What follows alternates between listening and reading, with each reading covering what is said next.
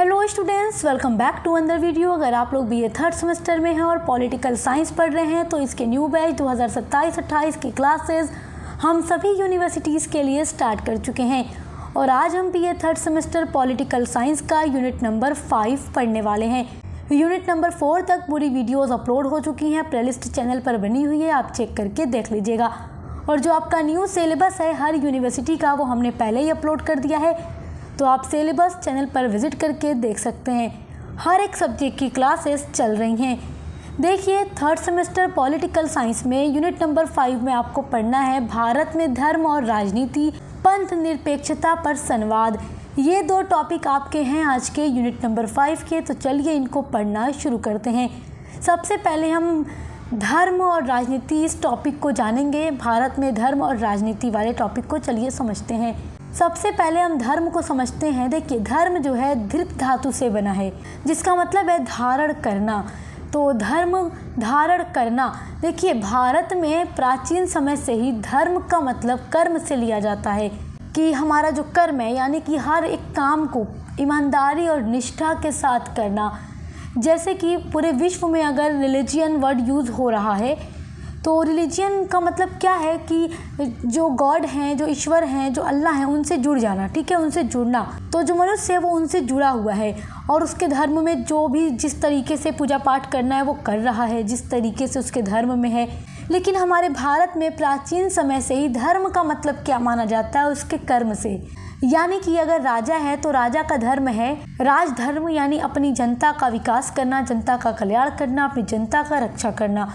उसके अलावा पितृ धर्म, यानी पिता का धर्म है अपनी जो औलाद है, अपनी जो संतान है उसको अच्छी परवरिश करना, उनको पढ़ाना लिखाना, उनको अच्छी शिक्षा देना, उनकी हर ज़रूरत को पूरी करना, उनका ख्याल रखना। और पति धर्म का मतलब है कि अपनी पत्नी का अच्छे से देखभाल करना, पत्नी के जो कर्तव्य हैं पति पूरा करे, पत्नी के जो कर्तव्य हैं अपने पति के लिए वो उसको पूरा करे, वो पत्नी का कर्तव्य है, पत्नी का धर्म है।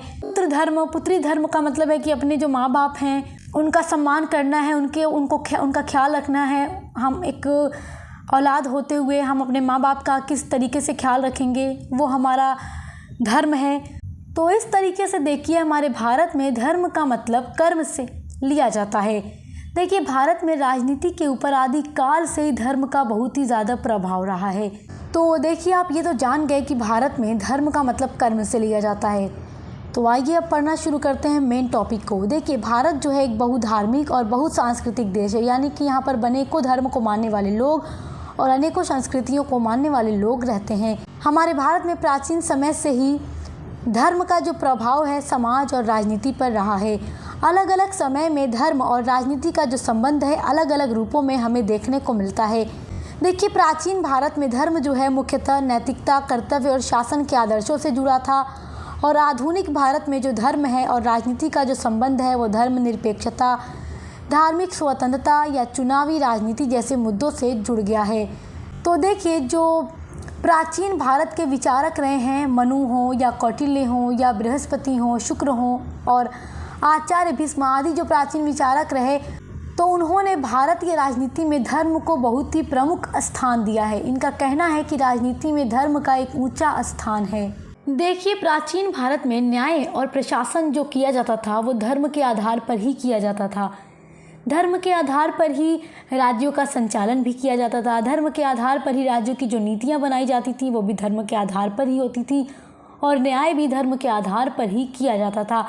प्राचीन भारत में सब कुछ धर्मशास्त्र के अनुसार ही शासित होता था।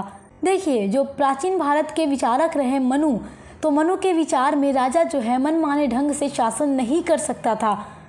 देखिए, राजा को धर्म और निर्धारित नियमों के अनुसार ही शासन करना चाहिए। ये कौन कह रहा है? मनु का विचार था। मनु चाहते थे कि जो राजा शासन कर रहा है वो धर्म और निर्धारित नियमों के अनुसार ही शासन करे, वो मनमाने ढंग से शासन नहीं कर सकता।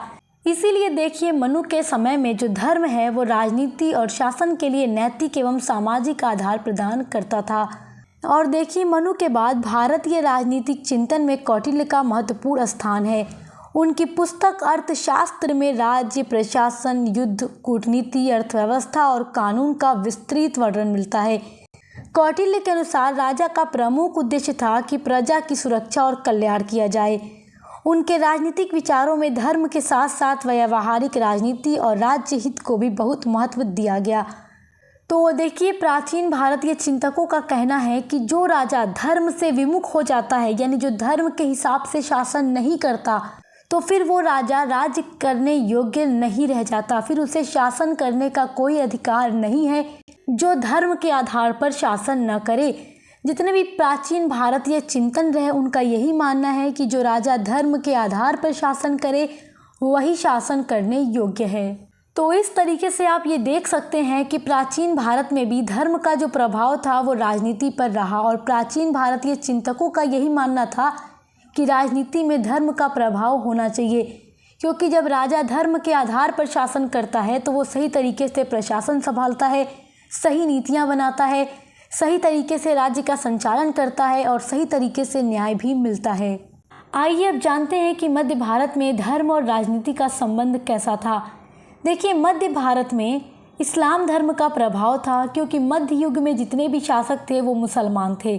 जैसे आप दिल्ली सल्तनत काल के बारे में पढ़ते हैं, मुगल काल के बारे में पढ़ते हैं, तो वो मध्यकालीन भारत का युग था, मध्यकाल का समय था।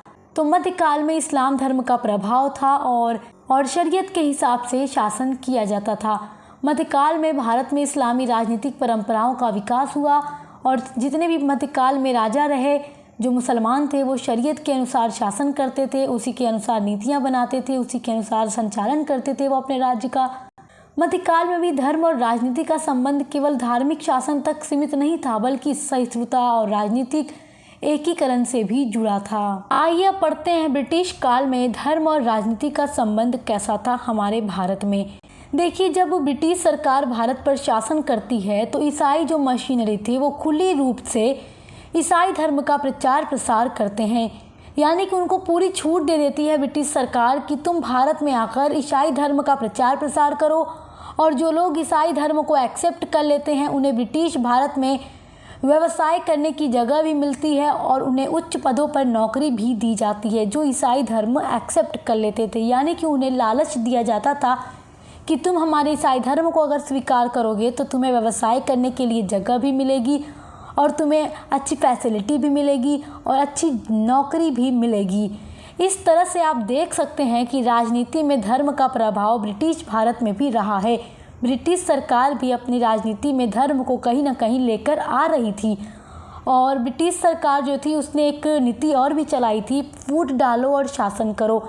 हमारे भारत में हिंदू और मुसलमान के बीच में जो एकता थी, जो प्यार था, जो भाईचारा था, ब्रिटिश सरकार ने सोचा कि जब तक इनके बीच फूट नहीं डाला जाएगा तब तक भारत को पूरी तरीके से हथिया लेना आसान नहीं होगा। मतलब भारत पर अगर पूरे शासन करना है तो इनके बीच फूट डालकर ही शासन किया जा सकता है। तो फूट डालो और शासन करो की जो नीति थी उसको भी ब्रिटिश सरकार लेकर आती है। और देखिए 1885 ईस्वी में आप जानते हैं कि भारतीय राष्ट्रीय कांग्रेस की स्थापना की गई, और ये जो पार्टी थी सभी धर्मों को साथ लेकर बनी थी, यानी कि ये सभी धर्मों की पार्टी थी।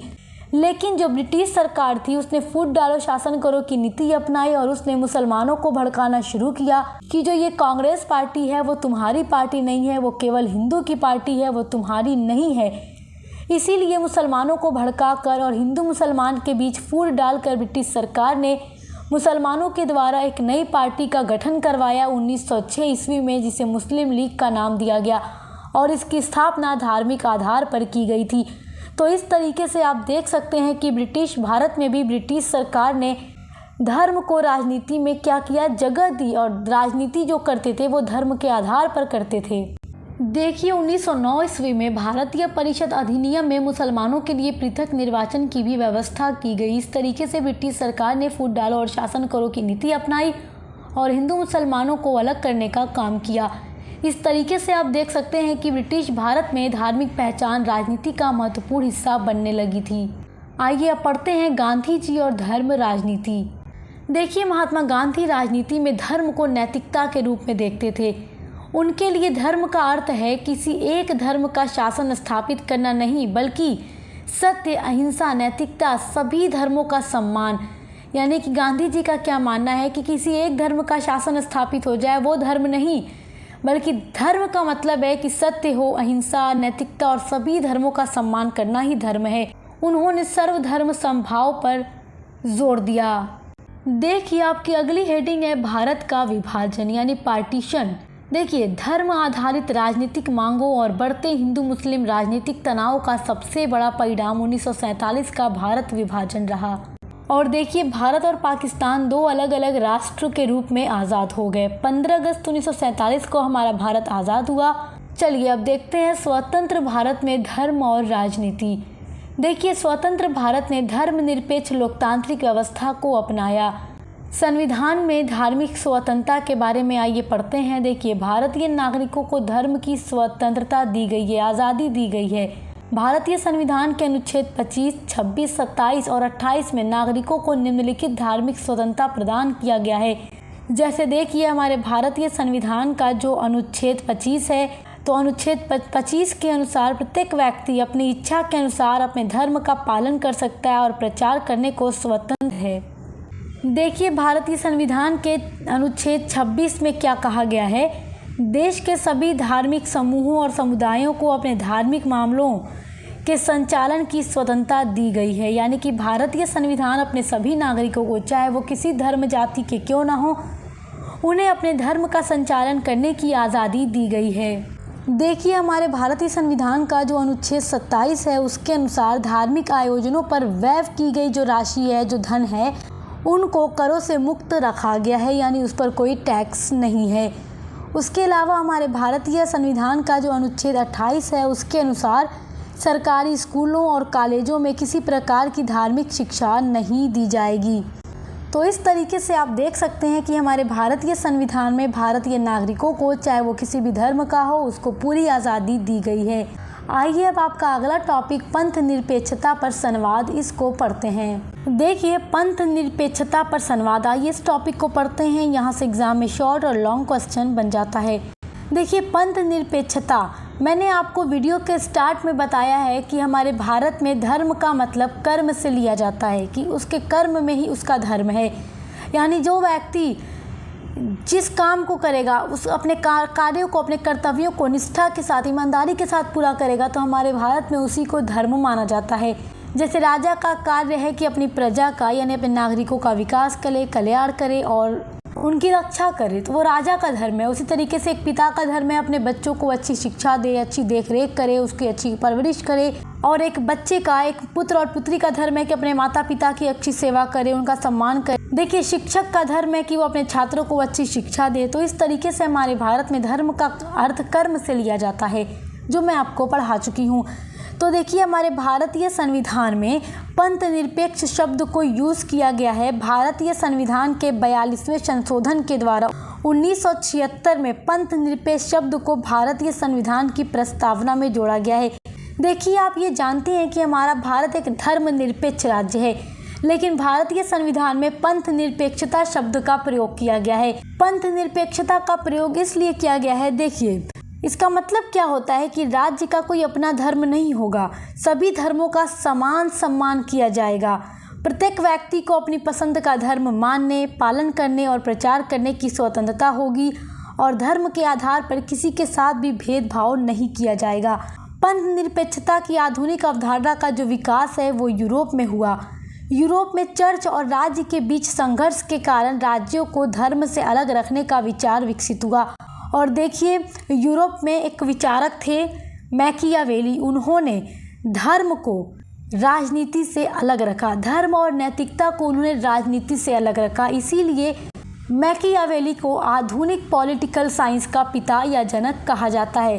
पहले के विचारकों के जो आपने विचार पढ़े, बहुत सारे विचारकों ने यही कहा है राजनीति में धर्म का स्थान है, लेकिन मैकियावेली का कहना था कि राजनीति में धर्म और नैतिकता नहीं आनी चाहिए। देखिए जॉर्ज जैकब होलियोक ने 1851 में सेक्युलरिज्म शब्द का प्रयोग किया। देखिए सेक्युलर शब्द जो है लैटिन भाषा के सेक्युलुम से आया है, जिसका मतलब होता है युग, पीढ़ी या लौकिक या संसार। आधुनिक अर्थ में इसका प्रयोग धर्म से अलग यानी दुनियादारी या राजनीति से जुड़े मामलों को दर्शाने के लिए किया जाता है। देखिए जब हमारे भारत में इंदिरा गांधी की सरकार थी और जब इंदिरा गांधी प्रधानमंत्री थी, तो उनके समय में आपातकाल की अवधि के दौरान संविधान के 42वें संशोधन अधिनियम 1976 के माध्यम से भारतीय संविधान की प्रस्तावना में समाजवादी और पंथ निरपेक्ष शब्द को जोड़ा गया था। देखिए, मूल संविधान 1950 की प्रस्तावना में लिखा था संपूर्ण प्रभुत्व संपन्न लोकतंत्रात्मक गणराज्य। देखिए, जो 42वां संशोधन हुआ हमारे भारतीय संविधान का 1976 में, तो उसके द्वारा इस भारतीय संविधान की प्रस्तावना में 2 नया शब्द जोड़ा गया, समाजवादी जिसको इंग्लिश में सोशियलिस्ट कहते हैं और पंथ निरपेक्ष जिसको इंग्लिश में सेक्युलर कहा जाता है। तो देखिए, जब 42वां संशोधन 1976 में किया गया हमारे भारतीय संविधान का, तो उसकी प्रस्तावना में जो 2 नया शब्द जोड़ा गया, तो उसके बाद प्रस्तावना इस तरीके से हो गई, संपूर्ण प्रभुत्व संपन्न समाजवादी पंथ निरपेक्ष लोकतंत्रात्मक गणराज्य। देखिए, पंथ निरपेक्षता का मतलब है कि राज्य किसी एक धर्म को अपना धर्म नहीं मानेगा और सभी धर्मों के साथ समान व्यवहार करेगा। यानी कि चाहे कोई किसी भी धर्म का हो, सभी धर्मों के प्रति जो व्यवहार होगा राज्य का वो समान होगा, एक जैसा होगा, किसी के साथ धर्म को लेकर भेदभाव नहीं किया जाएगा। देखिए, हमारे भारत में पंथ निरपेक्षता से अभिप्राय है कि सर्वधर्म समभाव। देखिए, दूसरा पॉइंट है राज्य का अपना कोई पंथ नहीं होगा, राज्य का अपना कोई धर्म नहीं होगा, बल्कि सभी धर्मों के साथ राज्य समान व्यवहार करेगा। तीसरा पॉइंट है धर्म के नाम पर राज्य जो है नागरिकों के मध्य किसी भी प्रकार का भेदभाव नहीं करता। चौथा पॉइंट है राज्य पंथ या धर्म को व्यक्ति के आंतरिक विश्वास की वस्तु समझता है। अगला पॉइंट है पंथ और राजनीति की पृथकता पर जोर दिया गया और राज्य लोगों पर किसी पंथ को नहीं थोपता। तो इस तरीके से आई होप कि आप भारत में पंथ निरपेक्षता क्या है इसको अच्छे से समझ गए होंगे और भारत में धर्म और राजनीति के बारे में भी आज आप अच्छे से समझ गए होंगे। तो वीडियो अगर आपको समझ में आ गई है तो वीडियो को लाइक कीजिएगा, शेयर कीजिएगा, कमेंट भी कीजिएगा और चैनल को सब्सक्राइब करना मत भूलिएगा। इसी तरीके से आपके हर एक सब्जेक्ट की क्लासेस हर एक सेमेस्टर में कराई जाएंगी जिनसे आप अच्छी पढ़ाई करके एग्ज़ाम की तैयारी कर सकते हैं। और मेरे प्यारे बच्चों, पॉलिटिकल साइंस के अलावा भी हर एक सब्जेक्ट की क्लासेस आपको मिलेगी, तो विजिट करके ज़रूर देखिएगा। Best of luck. हम मिलते हैं अगली वीडियो के साथ।